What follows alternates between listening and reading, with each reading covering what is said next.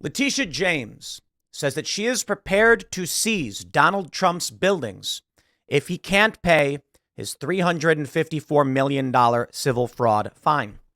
What's missing from much of these headlines in the context here is that Donald Trump actually owes an additional $100 million more. Outside of the fine, he was ordered to pay interest on what he should have owed. The question is, to who? There's no victim.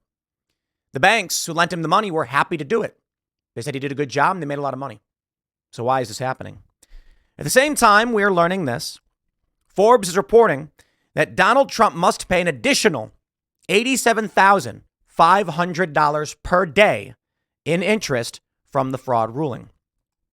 You see exactly where we are. We did talk about this last night on Timcast IRL, but I think it warrants a much deeper dive and conversation that I would like to have. I predicted this. I wasn't the only one to predict it, but I felt this was the obvious course of action when you saw the pieces they had lined up. Think of it like a chess game. Your opponent makes a few moves with their pawns, and you can reasonably predict it looks like they're trying to pull out their queen early. I think if they do, here's the move they'd make. It's that simple. They said that Mar-a-Lago was worth nothing. I mean, $20 million from $1 billion, that's nothing. They then said Donald Trump falsely increased the value of his assets to secure beneficial loans. Falsely? How do you determine the value of an asset? You literally just say what you think it is, what you want it to be. It's your asset. So it was obvious. They were going to claim that Donald Trump's buildings were not worth what he said they were worth. They were going to issue fines he cannot pay. They are going to falsely add on more fines on top. So no matter what happens, there will always be a dispute. Trump cannot pay it. They will create an untenable circumstance in which they have no choice but to seize Donald Trump's buildings. Many people have asked, last night on the show, they said, but Tim, how are they going to get their value off these buildings? I mean, if they go to sell them, then everyone will see the fair market value for the buildings and they'll know Trump was right. No, they will convert Donald Trump's buildings into housing for illegal immigrants. The ultimate insult to a man who ran on the campaign promise to build a wall from sea to shining sea. Maybe. Maybe not, I don't know. But I think that certainly makes the most sense considering where we're at right now. The prediction before was that if Trump gets fined to the tune of hundreds of millions of dollars, the city would claim his $500 million building is worth $5 million, seize the building, and then say he still owes us $345 million. He will always owe them money because they said so. The shocking thing to me, it gives me this feeling of, I don't know what the right word is, because I don't think despair is the right word. It gives me a foreboding feeling of an inevitability. I have an article written by some Democrat cultist. Trump's huge fraud verdict is a watershed moment for accountability and new corruption. There's glaring omissions, factual inaccuracies, but these people do not care. Now, I'm not here to highlight just the left and say that Trump supporters haven't also put out incorrect information or zealous articles or things like that. I don't care for any zealous individual, a blind supporter of Trump or a blind detractor. But the reality is, for those of us that have been paying attention, which is, I think, most people in this country, including many of those who would vote for Donald Trump, including myself, we know this is all bunk. And it is corruption. It is the collapse of this country. And I have this foreboding feeling of an inevitability that stands before us. And I'm not saying civil war. I know that's the meme or whatever, but that's not what I'm saying. The reason why I bring up civil war as often as I do, which I'd say is less often than most people meme about, but certainly often enough to warrant a meme about it.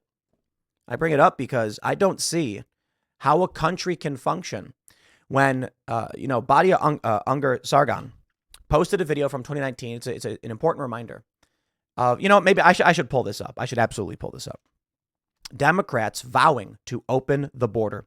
And we knew it. We knew they were going to do it. And so let me show you this. Here's the video. It's very, very simple. You can hear it for yourselves. And raise your hand if you think it should. Unfortunately, it is very, very quiet. So, oh man, I don't know what I can do to make this. Let me see if I can find a better source.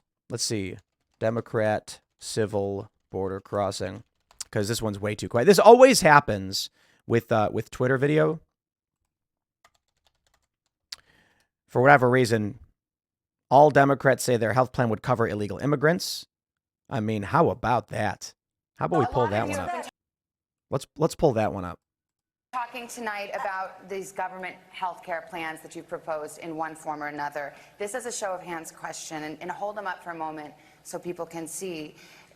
Raise your hand if your government plan would provide coverage for undocumented immigrants. All of them. Every single Democrat on that stage vowed to give non-citizens your money, your labor. I think I see where this is going. I could be wrong, but I've got some predictions. Raise your hand if you think it should be a civil offense rather than a crime to cross a border without documentation. So he says, raise your hand if you think it should be a civil fine and not a criminal action for crossing the border. And they all raise their hand. Joe Biden holds up a finger, whatever that means. They all, with smiles on their faces, raise their hand. There's one guy at the end. I don't know that guy. He doesn't raise his hand. Not everybody. So where do we go from here? You know, I have to wonder about it. And you think about, how is it possible that slavery existed? How is it possible that the Nazis rose to power? Let me read a little bit of the news for you, and then we'll get into the deeper philosophy here. ABC News reporting. 4 days after a judge ordered former President Donald Trump to pay $354 million, full stop. It's $454 million because it's $100 million prejudgment interest. And they actually bring it up later on. Judge Arthur Engoron determined that he inflated his net worth in order to get more favorable loan terms. This is the weirdest thing imaginable. The banks do their own due diligence. If I say, oh, here we go. If I say this crocheted rooster is worth $1 million, it is. You know why? That's what I want for it. And I will not part ways for anything less. Now, will anybody actually give me the $1 million? Probably not. But let me break down for you how a loan works. Donald Trump goes to a bank and he effectively says, I will sell you my building for $500 million. The bank then says, we'll take a look. They look at it and they go, I think that's a good deal. Done. That's it. That's what the loan is. No. Let's clarify the nuances here. Donald Trump goes to the bank and says, I need $250 million in cash so I can build a new building and make money. Here's our financials. And they say, okay, what will you give us for the money? And simply put, with a loan, he says, I will pay you back plus interest. And they go, sounds good to us. But what happens if you can't? I'll give you this building. It's worth $500 million. The bank looks at it, and the basic premise of this deal is the bank saying, we will give you $250 million and you will give us your building. It's called a sale. Now, Donald Trump pays the money back before a transaction happens, but there's literally no difference. So if someone came to me and said, you know what? That is a great rooster. I'm going to give you $1 million for it. That's their choice. How is that fraud? They decided, I'll do it. Now, I'll make the argument this rooster is one of a kind. It's been on the desk at Timcast Studios. No one will ever find another one. Therefore, I will only part with it for $1 million. Now, they make the argument that Donald Trump was saying great things about his buildings, but the bank came in and did their evaluation. So this is where we are. In this story from Forbes, an additional $87,500 per day in interest from fraud ruling. So let's start here. How will they seize Trump's buildings? This is what I thought was going to happen when they said Mar-a-Lago, $1 billion property. It's in Palm Beach, and it's water to water. It's not coast. It's an island. It's a strip, peninsula. And so on one side you got water, on the other side you got water. Comparable properties nearby. I shouldn't say comparable. There's nothing comparable to it. But plots of land that go for a tenth. And most of you know this, but I have to repeat it for those who've not heard this. $30-40 million for a tenth of the size of Mar-a-Lago. They said it was 20 million. It was obvious. Phase one, find Donald Trump. He never got a trial over whether or not he committed fraud. They ruled summarily. Understand this. Trump never had a trial for this. The banks said it wasn't fraud. They agreed with Trump. Doesn't matter. Next, they say you owe us money. They can't just come out right and seize all of Trump's assets, but they did make a move to dissolve the Trump organization, that Trump cannot serve as an officer, so they've removed him from the business. Now Trump's got to pay $354 million plus $100 million in interest. And here's the kicker. They are going to make it so that he will never be able to pay.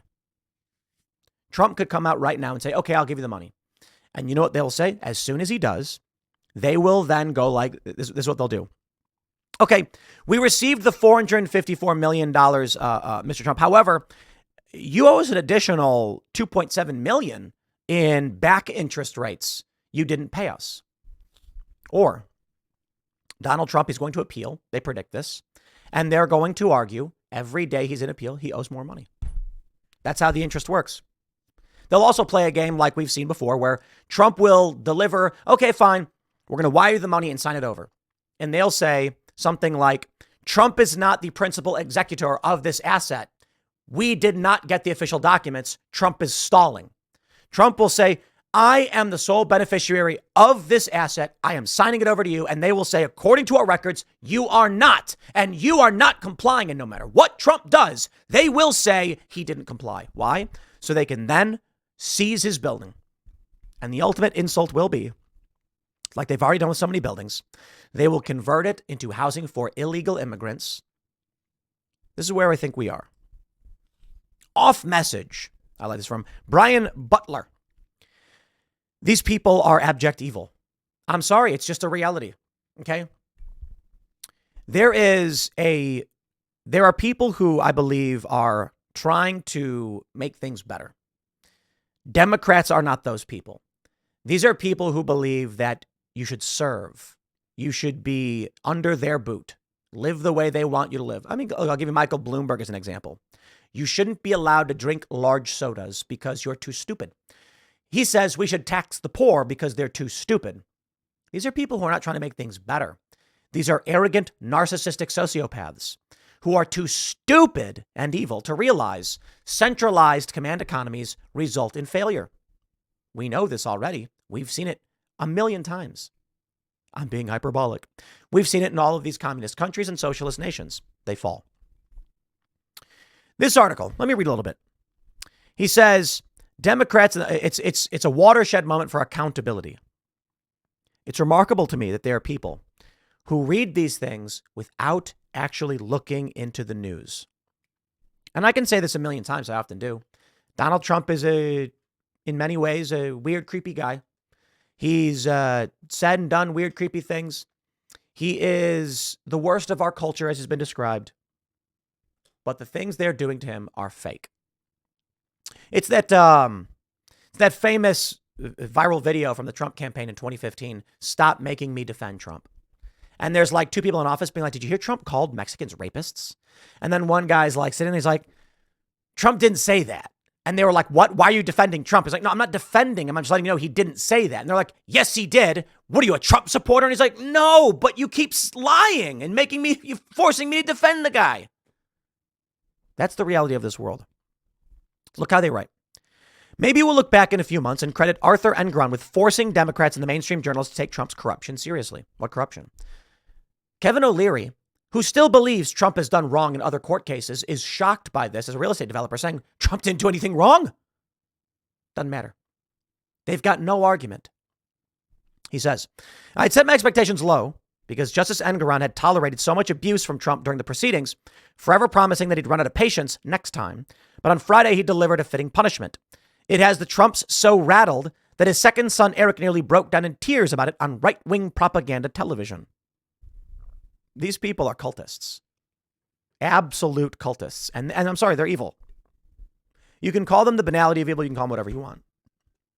But it makes you realize how there could have been slavers and those defending slavery and how people could salute the Nazis.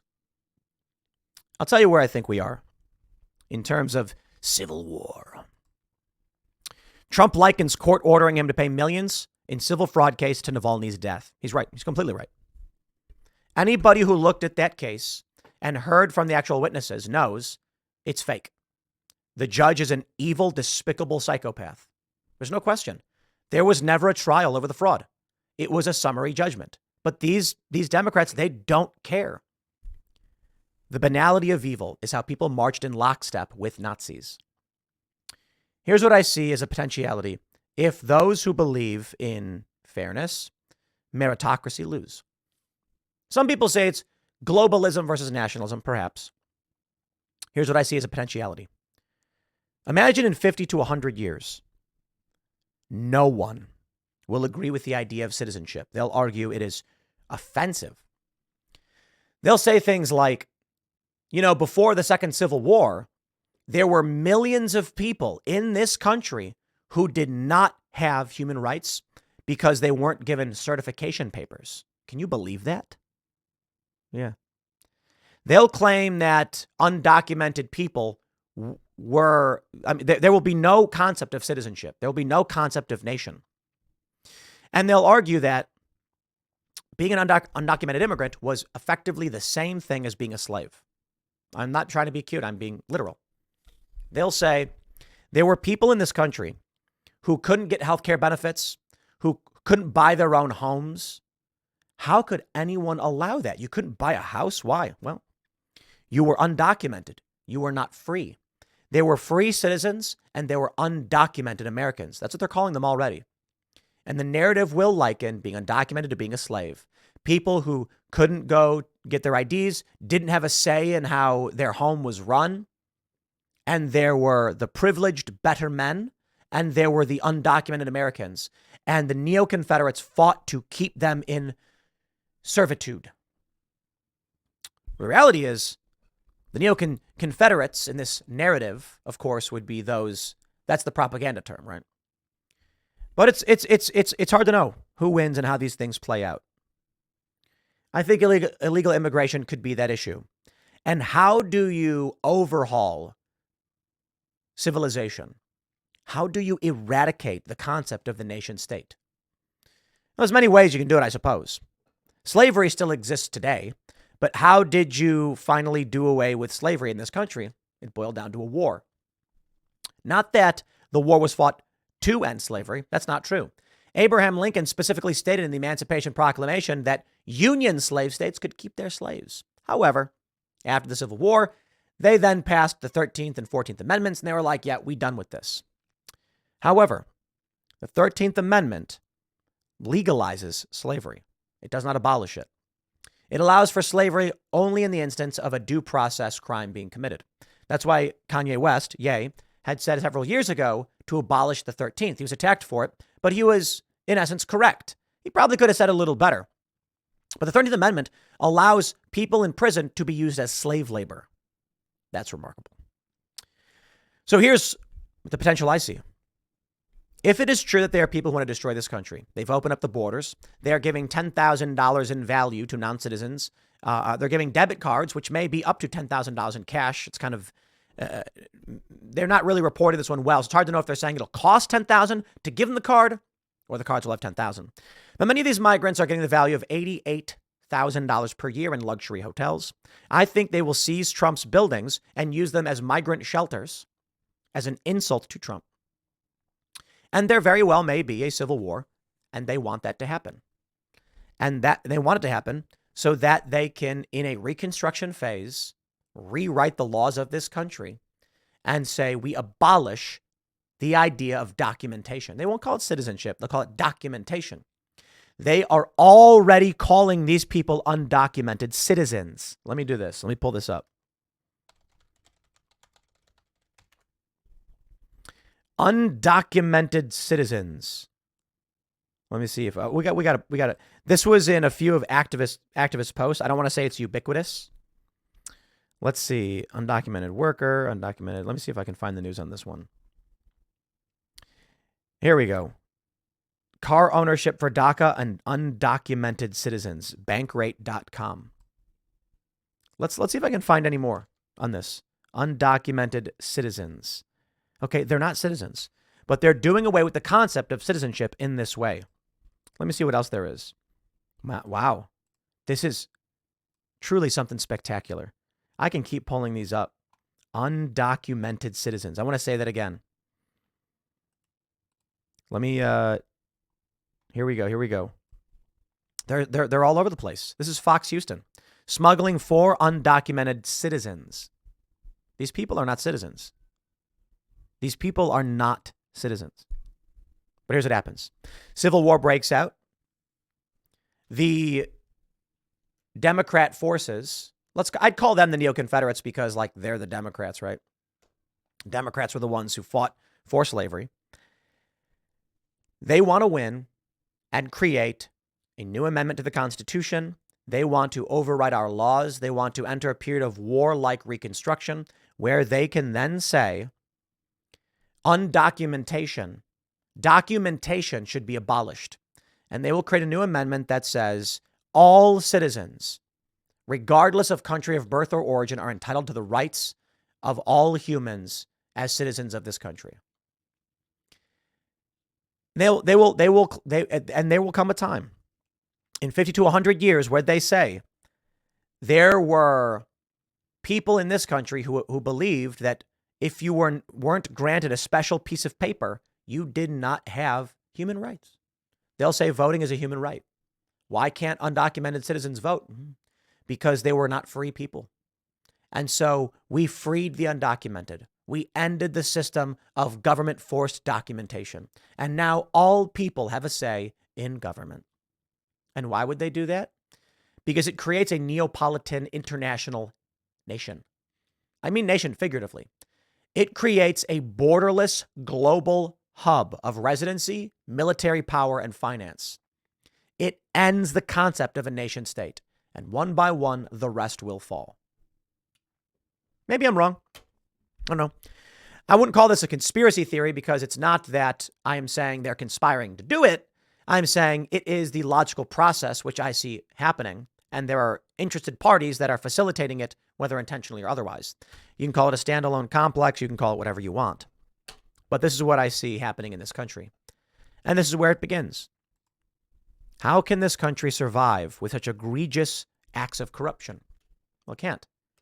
This will foment civil conflict. My predictions aren't worth a whole lot because these are grandiose, broad, and far into the future, and there's so many variables before us. Who knows what will happen? Within 3 months, this video may be completely irrelevant. But I tell you, one possibility is, simply put, Donald Trump does win. They want Donald Trump to win. They want Donald Trump to win so that it can bubble up, boil over, and then create the conflict they're looking for. In 2020, we saw the Boston Globe story where the Democrats proposed West Coast states threaten to secede from the Union unless the government gives them concessions. Why would it be any different today? And so, strong possibility, maybe. But what does strong mean? Single digits? I have no idea. Donald Trump wins. We cheer. He begins the mass deportation process. Videos emerge of people being loaded into buses and trains, sent to camps, awaiting deportation. Viral videos and photos, and whistleblowers will claim the horrible conditions are resulting in disease, famine, and death, starvation. I shouldn't say famine, but starvation and death. And they will go, "We said never again." There will be cries to the international community to intervene and stop this. And maybe that will be not civil war, but World War III. The United States comes to an end. The international NATO military apparatus destroys the fabric of this country and then ends the concept of citizenship, mostly worldwide. Maybe. Or maybe it's all just grandiose thinking. I have no idea. In the meantime, the things that I've described are happening now. What they will turn into, it's anyone's guess. Next segment is coming up at 1 p.m. on this channel. Thanks for hanging out, and I'll see you all then.